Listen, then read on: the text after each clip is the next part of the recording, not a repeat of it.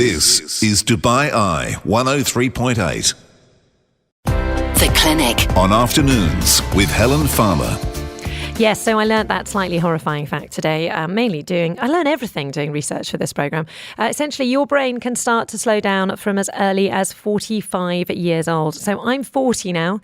I thought I had a few years left in me, but it turns out apparently I don't. Yeah, it's a recent peer-reviewed study. It shows that cognitive decline can start much earlier than originally thought.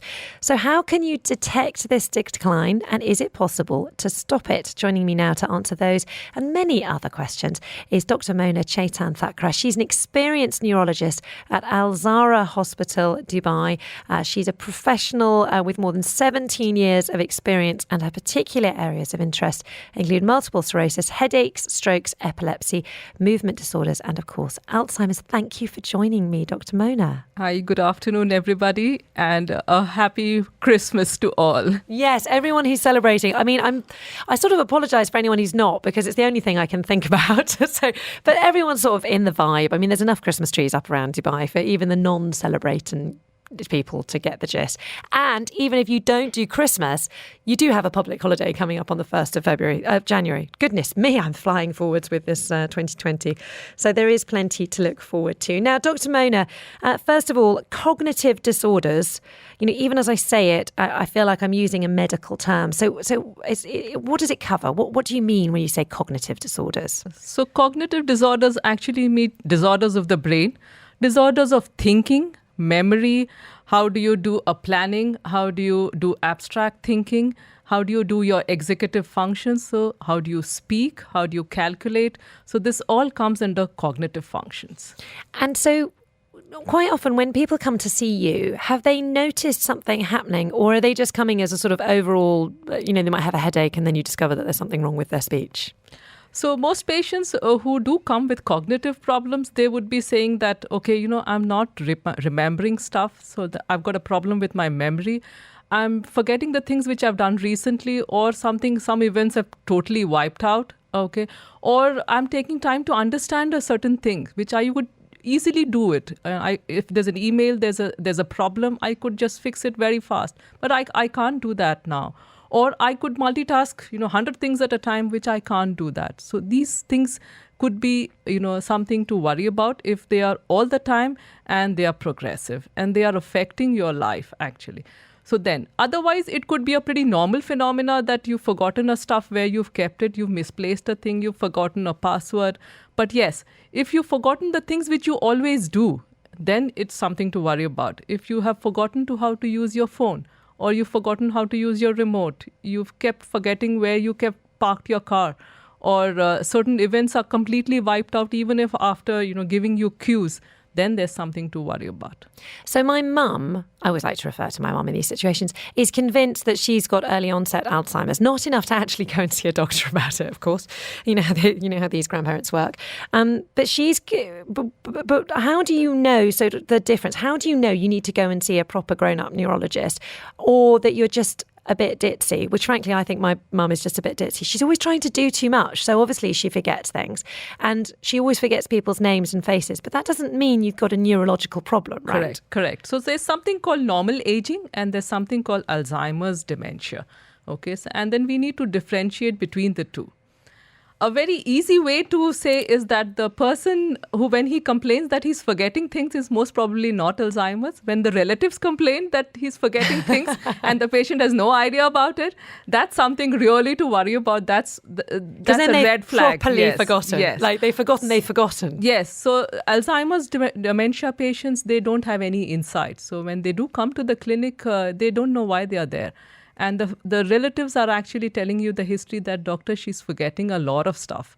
Okay, she's forgotten faces, names. She's forgotten that this is the daughter. She remembers the dead people, and then she keeps saying that they're still alive and that the kid is still small. So they'll have a very good remote memory, very past memory, but recent memory is pretty much wiped out. So they live in the past.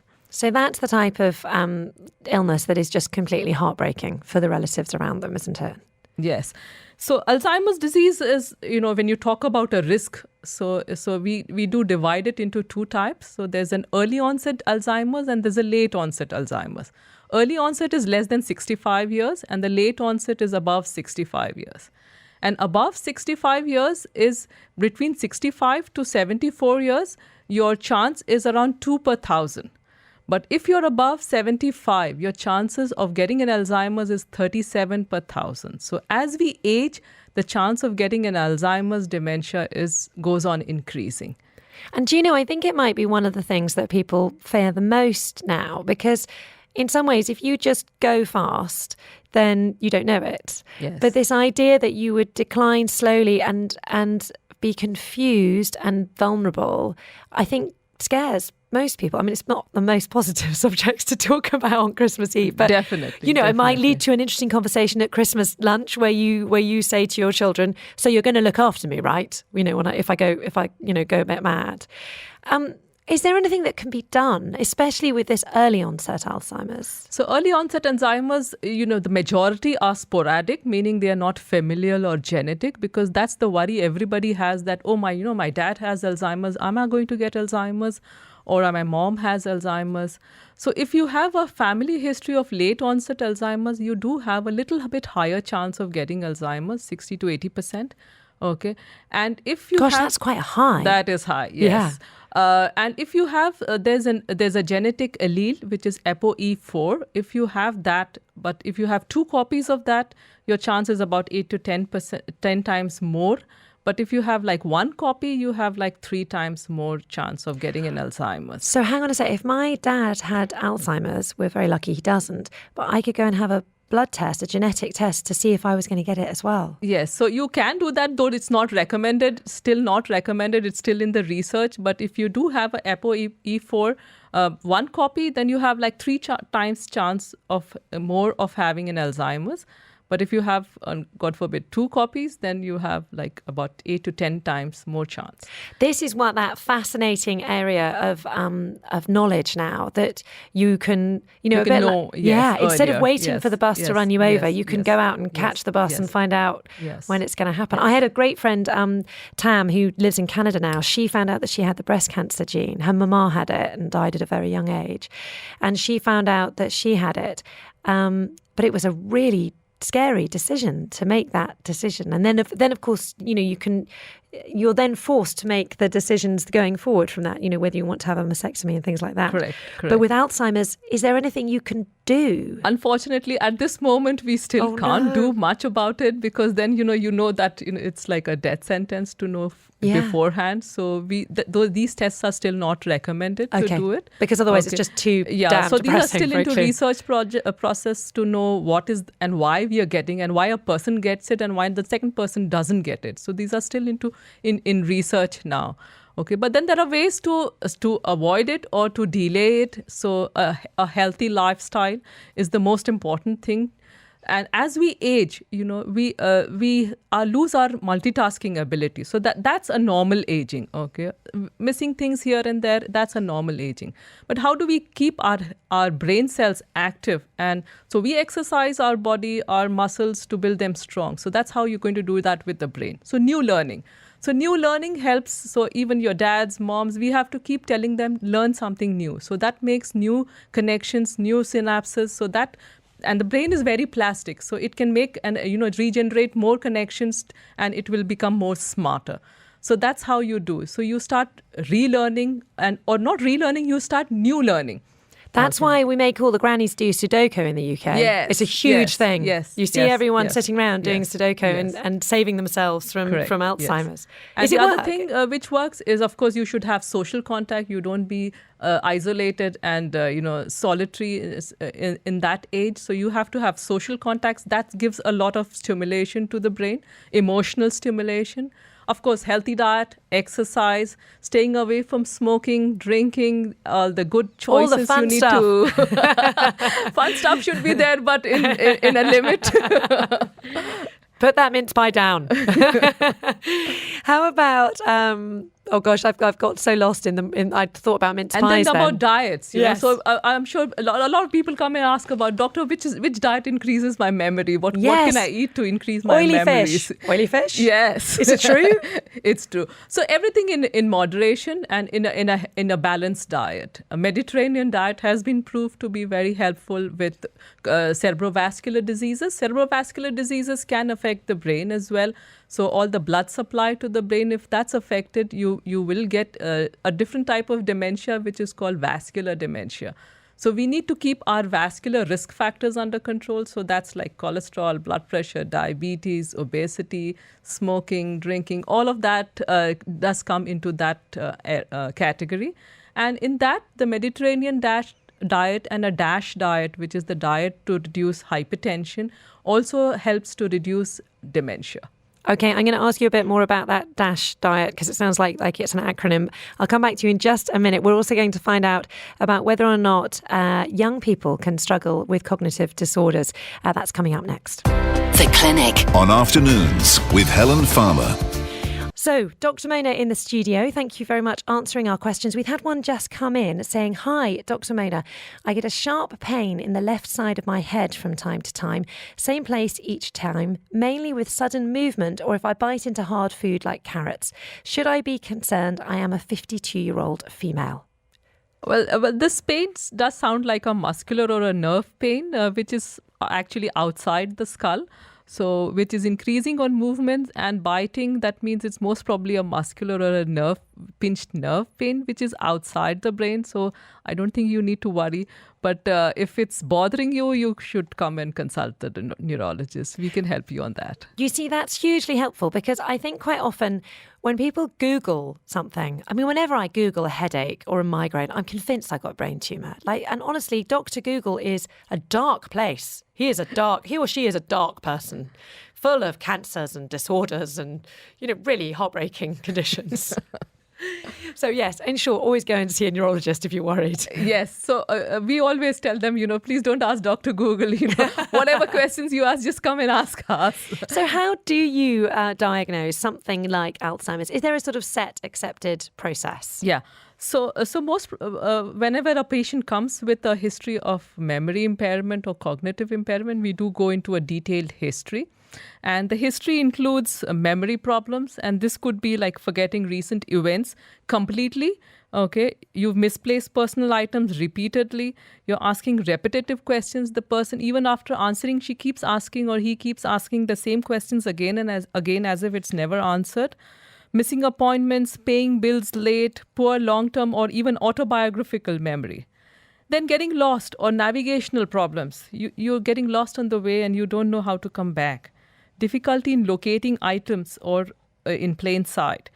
Problems in visually recognizing faces or objects. That's a red flag. Then some patients can present with language problems, especially early onset dementias. They do have something called a progressive aphasia where they have language problems. But Alzheimer's patients do also have, but a little later on. And they will have difficulty in retrieving words or a word finding difficulty, problem in comprehending words or sentences. And then they'll start having an effortful speech, very slow and agrammatical speech. They'll have spelling errors, problems in reading and writing.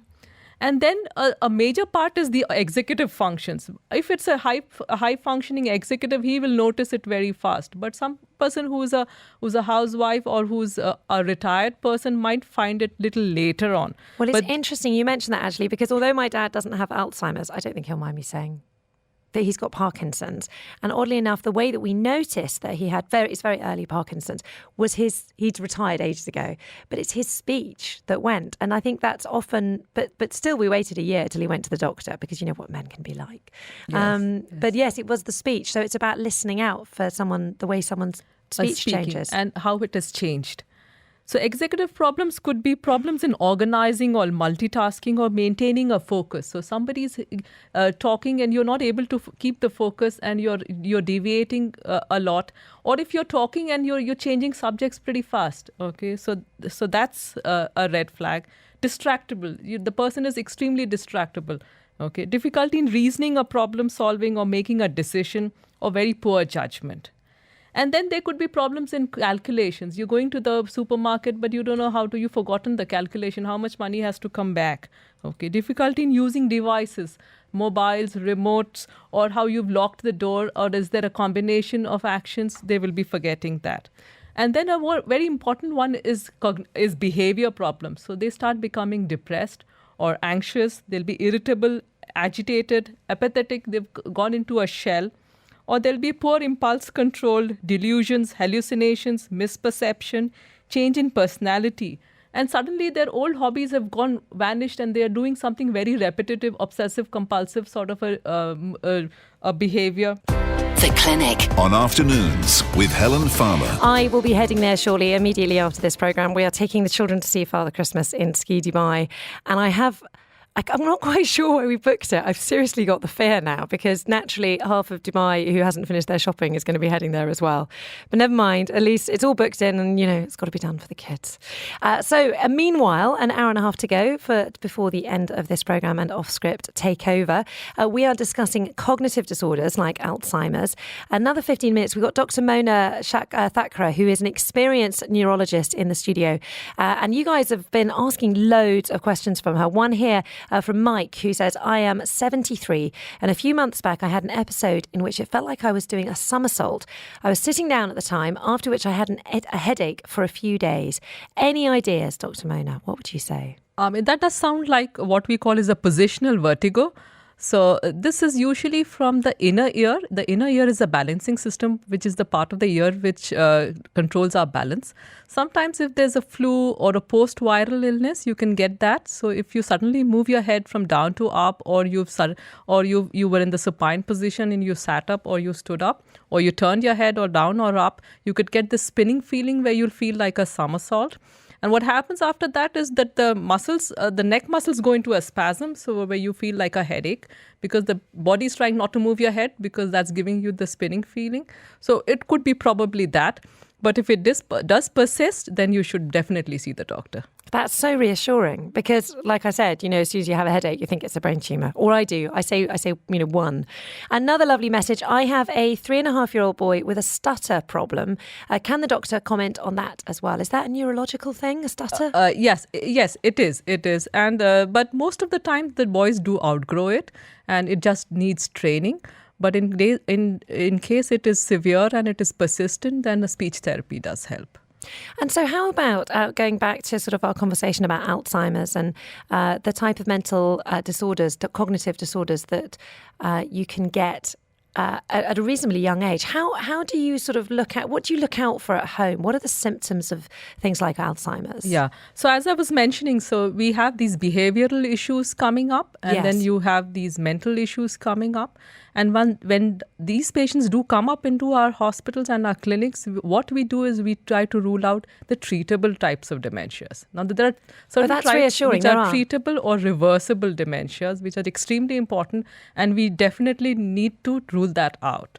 And the list goes that, when we are taking the history, medication history is extremely important, but certain medications like sedatives, opiates, and anticholinergics or antihistaminics, these can cause a lot of confusion in especially elderly people. So even just stopping these medications can help the patient to come out of that confusional state or a drowsy state. The other treatable part of dementias are vitamin deficiencies, especially vitamin B12, extremely important. So if your vitamin B12 is low, you can be looking similar to someone with dementia. No. So something as simple as a vitamin deficiency can cause... especially vitamin B12. Vitamin B12 is found only in animal products. So if you're vegan or veggie. Or a vegetarian, or you're not absorbing the vitamin B12, you can get a lot of forgetfulness, cognitive problems as well. I'm going to write that down. I reckon my mum's got that. So what, just B12? B12, yes. And you just have vitamin B12, you just need shots for that. And you just have a blood test to find out? You just have a blood test for that. That's absolutely fascinating. So there are these treatable types of dementia. True. The other very common cause is hypothyroidism. So that's if your thyroid hormone is low or you have an underactive thyroid, then also you can get something of slowing of mentation and cognitive impairment, memory problems. Okay, you'll be sleepy or drowsy most of the time. So thyroid has to be checked. Infections can cause similar problems. So if it is like an acute or a subacute sort of a memory problem or cognitive impairment, we do rule out infections. At this moment, at this era of time, syphilis is pretty much eradicated, but that used to be once upon a time a differential for treatable dementias as well. And so, do these types of illnesses happen in young people? And when I say young, now that I'm 40, I mean under 50. This can happen to anybody, young and old. So both cases, we do rule out these problems. And then we do a scan, a CT scan or an MRI to see for a structural problem. Now, there are certain structural issues which can present like a dementia, but they are pretty treatable. So if you've got something sitting in the frontal lobe, a tumor or a mass which is pressing on your frontal lobe, so your cognitive and executive functions are gone, or something in the temporal lobe, or you're getting seizures from there, that can cause cognitive impairment. Or if you have something which we call as normal pressure hydrocephalus. So we've got space in the brain, which is called the ventricle, which has the water inside it.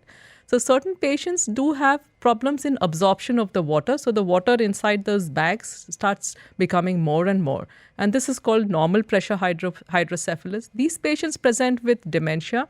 They'll present with walking difficulty, which is called gait apraxia, meaning they get stuck to the ground and they can't move their legs forward. Okay. Someone talked about that with me last night. Described, but I think he had Parkinson's, and he said it feels. Parkinson's also they shuffle and they'll try and pull their legs. Yeah. These patients also will be similar to Parkinson's. They do look like that, and then they'll have loss of urinary control. So a triad of this should alert the doctor that it could be normal pressure hydrocephalus. That just needs drainage of the water and the patient actually improves. I love when you say just drainage of the water. That does mean like sticking a needle in someone's head though, doesn't it? Yeah. I'm like, I'm just going to stick this massive needle in your head, but don't worry, it's not a big deal. Oh, Dr. Mona, amazing to have you. And we'll have to have you back because we're having so many questions coming in. So really appreciate your time. Definitely. Really Thank you lovely. so much. And if you want to sort of get in touch with Dr. Mona, she is a doctor at, goodness, why have I not got your job title in front of me? Here we go. At the Zahra Hospital in Dubai. Dr. Mona Chetan Thakre. Thank you so much for your time. Most welcome. Thank you for the invitation. Thanks a lot. Lovely to have you here. This is Dubai Eye 103.8.